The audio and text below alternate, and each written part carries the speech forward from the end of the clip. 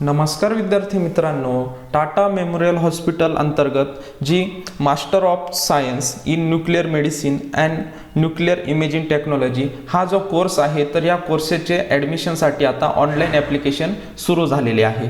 तर आता online application कोण कोण करू शकतात, म्हणजे हा जो कोर्स आहे या कोर्सविषयी आज आपण या व्हिडिओच्या माध्यमातून डिटेल्स माहिती घेणार आहोत।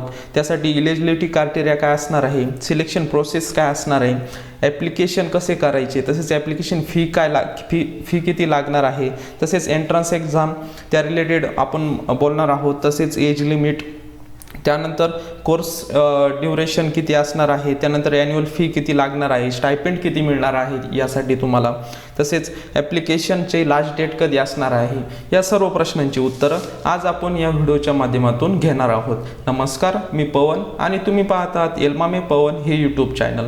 तर विद्यार्थी मित्रांनो बघा, master of science in nuclear medicine हा जो कोर्स आहे, तर हा या कोर्सेससाठी ऑनलाईन पद्धतीने ॲप्लिकेशनला सुरुवात झालेली आहे। बघा 30/4/2024 म्हणजे 30 एप्रिल 2024ला ॲप्लिकेशनला सुरुवात झालेली आहे आणि लास्ट डेट जी आहे तर ती 31/5/2024 असणार आहे।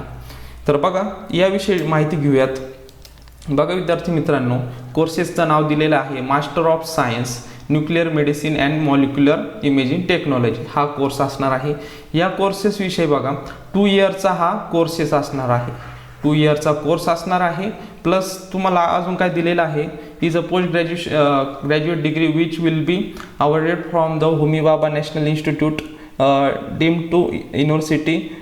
The course will be conducted at the Tata Memorial Centre Mumbai and will be follow mandatory 1 year, बघा mandatory 1 year internship at Tata Memorial Centre.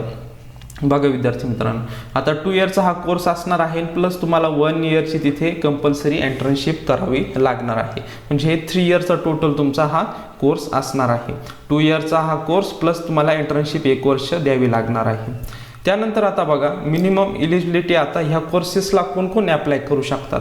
बघा ओनली इंडियन नॅशनल म्हणजे जे भारतीय आहे तर तेच फक्त ॲप्लिकेशन करू शकता। तर बघा पुढं काय सांगितलेलं आहे, graduate with minimum 60% marks in aggregate in any of the following subject BSc university recognise by UGC। बघा विद्यार्थी मित्रांनो, आता BSc ज्यांचं न्यूक्लिअर मेडिसिन झालेले आहे ते विद्यार्थी यासाठी ॲप्लिकेशन करू शकता, परंतु तुम्हाला डिग्रीमध्ये तुम्हाला मिनिमम 60% मार्क्स पडले पाहिजे, तेच विद्यार्थी या कोर्सेसला ॲप्लिकेशन करू शकता। त्यानंतर दुसरे कोण कोण विद्यार्थी हे ॲप्लिकेशन करू शकता। बघा ज्या विद्यार्थ्यांचं BSc हे physics, chemistry, mathematics, zoology, botany, micro biology, biochemistry, bioinformatics, त्यानंतर बायोटेक्नॉलॉजी विथ फिजिक्स और chemistry as a one of the subject in BSc। बघा हे जे वरील सब्जेक्ट दिलेले आहे, हे जर तुम्ही BSc मध्ये स्पेशल सब्जेक्ट घेऊन जर तुम्ही BSc कंप्लीट केलेले असेल किंवा तुम्ही ॲपियर असाल म्हणजेच लास्ट इयरला असाल, ते विद्यार्थीसुद्धा या कोर्सेसला ॲप्लिकेशन करू शकता। पुढे बघा काय दिलेलं आहे, the BSc with above mention subject only can apply, फक्त हे जे स्पेशल सब्जेक्ट दिलेले आहे तर हेच विद्यार्थी ॲप्लिकेशन करू शकतात। त्यानंतर BSc result avoided candidate can also apply. बघा विद्यार्थी मित्रांनो, आता जर तुम्ही 3rd इयरला असाल, BScच्या शेवटच्या इयरला असाल तर ते विद्यार्थीसुद्धा ॲप्लिकेशन करू शकता। त्यानंतर पुढे बघा, they will be consider subject to a submission of their BSc result on the day of interview. बघा विद्यार्थी मित्रांनो, आता जेव्हा तुमचं इंटरव्ह्यू असणार आहे, जेव्हा तुमचं सिलेक्शन होणार आहे, इंटरव्ह्यूच्या दिवशी तुम्हाला रिझल्ट त्यांना दाखवावा लागणार आहे।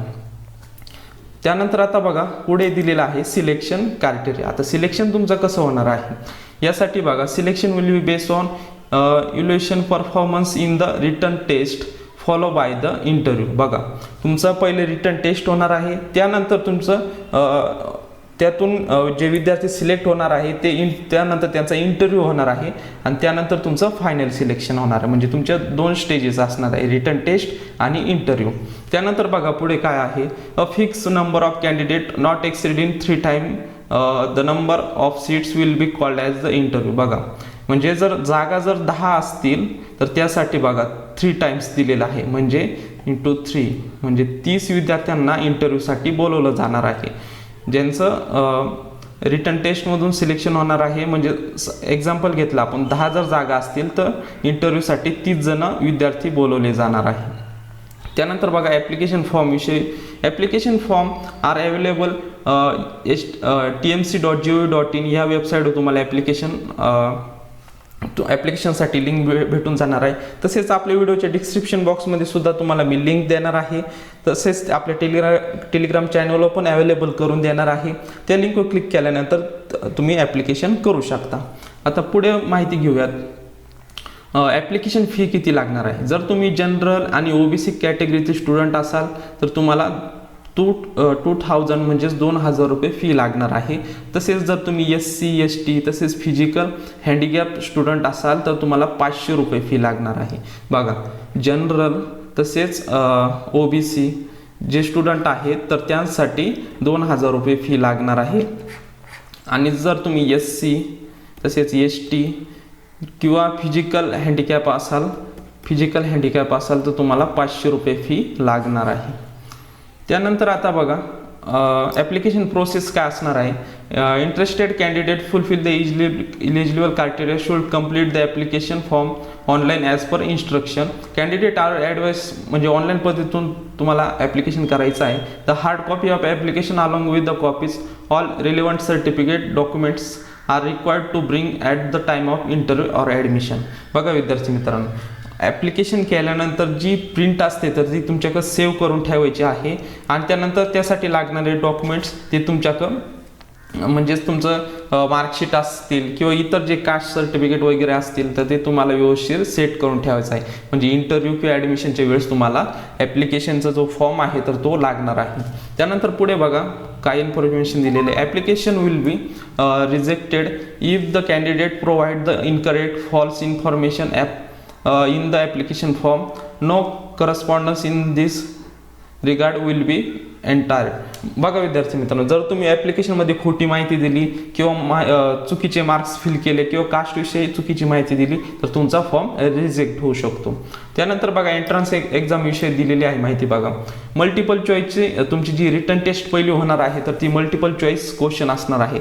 त्यानंतर syllabus for entrance exam attach on the वेबसाईटवर तुम्हाला अवेलेबल करून दिलेला असणार आहे. आणि या सिलेबस विषयी आपण एक स्पेशल वेगळा व्हिडिओ घेऊयात. म्हणजे तुम्हाला तुमचे डाऊट्स जे आहेत तर ते क्लिअर होतील व तुम्हाला सिलेबस नेमके कोणता असणार आहे त्याविषयी सुद्धा माहिती भेटून जाईल. त्यानंतर बघा instruction for exam will be inform on the website. बघा विद्यार्थी मित्रांनो, इन्स्ट्रक्शन जे आहे फॉर ते तुम्हाला भेटून जातील वेबसाईटवर. तसेच as the possible entrance exam will be conducted in Mumbai centre. बघा तुमची जी एक्झाम होणार आहे तर ती मुंबई सेंटरवरच होऊ शकते शक्यतो. तसेच पुढे base on the entrance exam marks shortlisted candidate will be interview to Tata memorial hospital Mumbai. बघा विद्यार्थी मित्रांनो, जेव्हा तुमचं सिलेक्शन होणार आहे तर तुमचा जो इंटरव्ह्यू आहे तर तो कुठे होणार आहे. टाटा मेमोरियल हॉस्पिटल मुंबई येथे होणार आहे. त्यानंतर आता एज लिमिटची माहिती घेऊयात. जास्तीत जास्त तुमचं एज जे आहे तर ते 3 इयर एज लिमिट तुमचं असणार आहे. म्हणजे 30 वर्ष एज लिमिट असणार आहे. त्यानंतर जर तुम्ही SC ST कॅटेगरीमध्ये जर असाल तर तुम्हाला एज रिलॅक्सेशन मिळणार आहे 5 इयरचं. म्हणजेच तुम्ही जरी SC ST कॅटेगरीमध्ये असाल तर तुम्ही 35 वर्षाचे असाल 35 वर्ष तुम्हाला एज लिमिट भेटणार आहे. आणि जर तुम्ही OBC कॅटेगरीचे स्टुडंट असाल तर तुम्हाला 3 इयर्स एज रिलॅक्सेशन म्हणजे 33 वर्ष एज लिमिट तुम्हाला असणार आहे OBC कॅटेगरीसाठी. त्यानंतर ड्युरेशन हे कोर्स बघा आपण वरती माहिती घेतलेलीच आहे. 2 इयरचा कोर्स आणि 1 इयरची इंटर्नशिप असणार आहे. ॲन्युअल फी जी आहे तर तुम्हाला 50,000 रुपीज तुमची पर इयर तुमची फी असणार आहे. त्यानंतर तुम्हाला जे स्टायपेंड आहे तर ते तुम्हाला 12,000 पर मंथ भेटणार आहे फर्स्ट इयरसाठी. सेकंड इयरला 15,000 पर मंथ आणि त्यानंतर थर्ड इयर इंटर्नशिपला 18,000 पर मंथ तुम्हाला जे स्टायपेंड आहे तर ते भेटणार आहे. त्यानंतर खाली तुम्हाला ज्या फॅसिलिटी मिळणार आहे त्याविषयी माहिती दिलेली आहे. मेडिकल इन्शुरन्स विषयी टर्म्स आणि कंडिशन जे आहे तर त्याविषयी माहिती दिलेली आहे. आता सर्वात महत्त्वाचं आपण जी माहिती बघितलेली आहे कोर्सेस कोणता आहे, कोणकोणते विद्यार्थी इलिजिबल आहे. तसेच विद्यार्थी मित्रांनो जो minimum eligibility criteria, selection process, application form, fee सर्व माहिती आज आपण या व्हिडिओच्या माध्यमातून घेतलेली आहे. तसेच जर तुम्हाला काही डाऊट्स असेल तर तुम्ही कमेंट बॉक्समध्ये विचारू शकता. आणि जर तुम्ही आपल्या चॅनलला नवीन असाल तर चॅनल सबस्क्राईब करून ठेवा, म्हणजेच नवीन नवीन व्हिडिओ तसेच नवीन नवीन अपडेट्स तुम्हाला भेटत जातील. आणि इथे बघा आपल्या चॅनलच्या डिस्क्रिप्शनमध्ये इथे बघा टेलिग्रामची लिंक दिलेली आहे. यावर क्लिक करून तुम्ही टेलिग्राम चॅनल जॉईन करून घ्या. म्हणजेच जे ॲडव्हर्टाइजमेंटविषयी PDF असतात, लिंक्स असतात, तर त्यावर तुम्हाला अवेलेबल करून दिल्या जातील. तसेच आपल्या जो व्हिडिओ आज झालेला आहे तर त्याच्या डिस्क्रिप्शन बॉक्समध्ये ॲप्लिकेशन फॉर्मची लिंक तसेच ही जी ॲडव्हर्टाइजमेंट आहे तर याची पण लिंक मी आपल्याला व्हिडिओच्या डिस्क्रिप्शन बॉक्समध्ये देणार आहे. तर विद्यार्थी मित्रांनो, भेटूयात नवीन अशा एका व्हिडिओमध्ये. तोपर्यंत धन्यवाद.